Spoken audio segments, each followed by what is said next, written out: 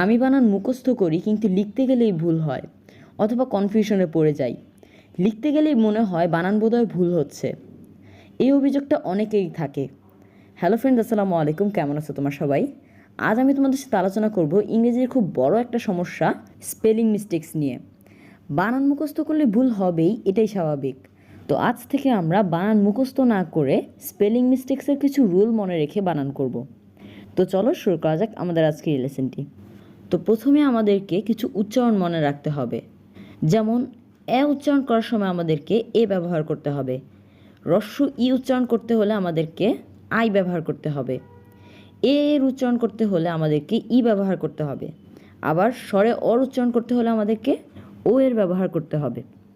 স্বরে আয়ের উচ্চারণ করতে হলে আমাদেরকে ইউ এর ব্যবহার করতে হবে। আবার কিছু কিছু ওয়ার্ডে এর ব্যবহার করতে হয়। এবার তোমরা একটা ওয়ার্ড দেখো, ইনসিডেন্ট। তো এই ইনসিডেন্টের প্রথমে আছে হ্রস্ব ই। তো এই হ্রস্ব ই এর জন্য আমরা বসালাম আই। তারপর আছে দন্ত ন। এই দন্ত ন সাউন্ডের জন্য আমরা এন বসালাম।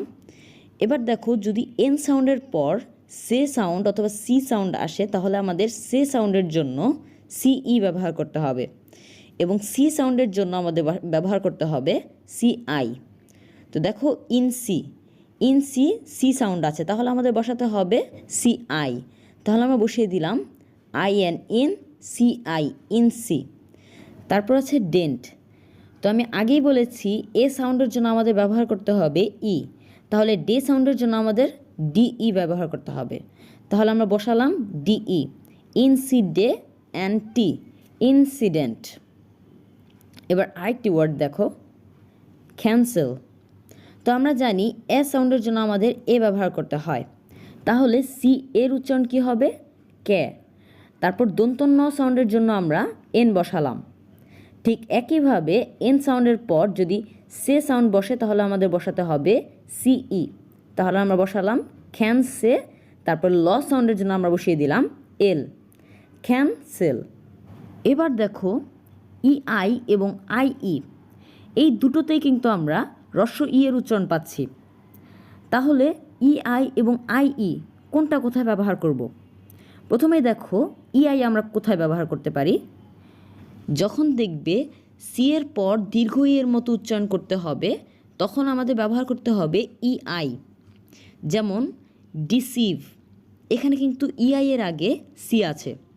আবার দেখো কনসিভ, এখানেও কিন্তু ইআই এর আগে সি আছে। তাহলে আমরা বুঝতে পারছি ইআই আমরা কখন ব্যবহার করব। এবার দেখো আইই আমরা ব্যবহার করব শুধু সি বাদে অন্য সব লেটারের পর যদি দীর্ঘ ই এর উচ্চারণ হয় তখন আইই ব্যবহার করব। যেমন দেখো মুভি, এখানে কিন্তু আইই এর আগে সি নেই। এবার আরেকটি ওয়ার্ড দেখো, ব্রিফ, এখানেও কিন্তু ইআই এর আগে আর আছে কিন্তু সি নেই। আশা করি তোমরা বুঝতে পেরেছ। এবার কিছু গুরুত্বপূর্ণ উচ্চারণ দেখো, এগুলো তোমরা জেনে রাখলে ইংরেজিতে তোমাদের বানান করতে আরও অনেক বেশি সুবিধা হবে। প্রথমে আছে বিএইচ। বিএইচে ভয়ের উচ্চারণ হয়, বিতে ব এবং এইচে হয় উচ্চারণ হয়। তারপর দেখো সিএইচে চয়ের মতো উচ্চারণ হয়। তারপর হচ্ছে ডিএইচে দুটো উচ্চারণ হয়, একটা হচ্ছে ঢ, আরেকটি হচ্ছে ঢ।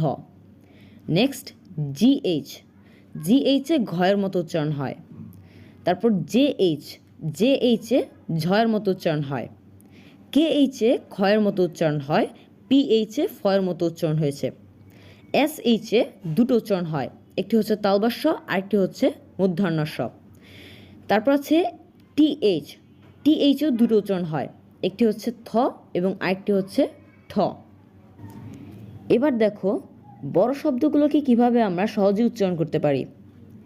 এখানে একটি শব্দ দেওয়া আছে, তা হলো ড্যামেজ।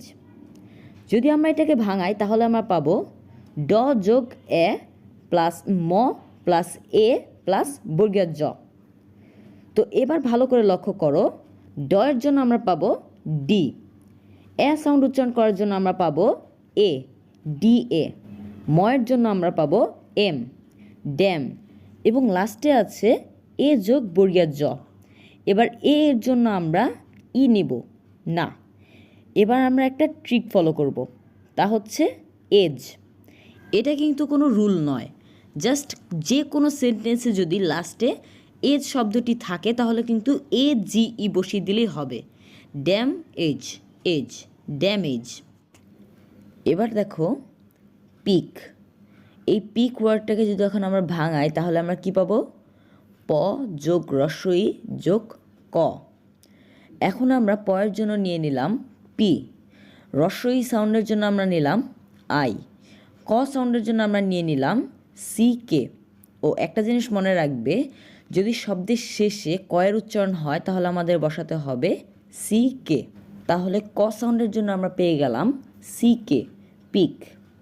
এবার আরেকটি ওয়ার্ড দেখো, ক্যাপচার। ক সাউন্ডের জন্য আমরা পেয়ে গেলাম C, এ সাউন্ডের জন্য আমরা পেয়ে গেলাম A, প সাউন্ডের জন্য আমরা পেয়ে গেলাম P। এবার লাস্টে আছে চার, তো আমরা বসিয়ে দিলাম TURE। এখন প্রশ্ন আসতে পারে এখানে চারের কোনো সূত্র হলো না কেন? এবার একটু ভালোভাবে লক্ষ্য করো, এই শব্দটিতে দুটি পার্ট আছে, একটি হলো ক্যাপ, আরেকটি হলো চার। এখানে ক্যাপের উচ্চারণ ক্যাপ হবে, এখানে এর উচ্চারণ কিন্তু শর্ট সাউন্ড হয়েছে। যখন ভাওয়েলের পর দুটি কনসোনেন্ট পরপর বসে তখন কিন্তু শর্ট সাউন্ড হয়। ক্যাপের পরে আছে TURE, চার। চার শব্দটি কিন্তু একটি প্যাটার্ন, TURE একসাথে মিলে চার সাউন্ড ক্রিয়েট করে। এবার দেখো আমরা যদি বলি সল্ট, সল্ট মানে কি আমরা জানি লবণ। এখানে দন্ত সয়ের জন্য যদি আমরা S বসাই আর অল্ট লেখার জন্য যদি আমরা লিখি OLT, SOLT, সল্ট, তাহলে এটা সম্পূর্ণ রং হবে। এখানে আমাদের একটা প্যাটার্ন ফলো করতে হবে, সেটা হচ্ছে অল্ট কথাটার জন্য আমাদের লিখতে হবে ALT, অল্ট। তাহলে যদি আমরা এখন দন্ত সয়ের জন্য লিখি S, আর আগেই বললাম অল্ট কথাটার জন্য আমাদের ALT বসাতে হবে, তাহলে SALT, সল্ট মানে লবণ। ঠিক একইভাবে আরও কিছু উদাহরণ দেখো, হল্ট মানে থামা। এখানে হ কথাটার জন্য যদি আমরা লিখি H আর অল্ট কথাটার জন্য যদি লিখি OLT, অল্ট, তাহলে কিন্তু আগের বারের মতোই ভুল হবে। তাহলে আমাদের লিখতে হবে ALT, HALT, হল্ট মানে থামা। আরেকটি ওয়ার্ড দেখো, মল্ট মানে শিরা। এবার ম কথাটার জন্য যদি আমরা লিখি M এবং অল্ট কথাটার জন্য যদি আমরা লিখি ALT, মল্ট, MALT, মল্ট, তাহলে এর অর্থ হবে শিরা। হয়ে গেল। সো বন্ধুরা, এই ছিল আমাদের আজকের ভিডিওটি। সবশেষে আমি একটা কথাই বলতে চাই, practice, practice is the most important thing, it is the কি অফ এভরিথিং। যদি তুমি এই ভাষায় কথা বলতে চাও তাহলে প্র্যাকটিসের কোনো বিকল্প নেই। সবাই ভালো থেকো আর আমার জন্য অনেক বেশি দোয়া করবে। দেখা হবে অন্য কোনো ভিডিওতে। সেই পর্যন্ত তোমার সবাই ভালো থাকবে। আল্লাহ হাফেজ।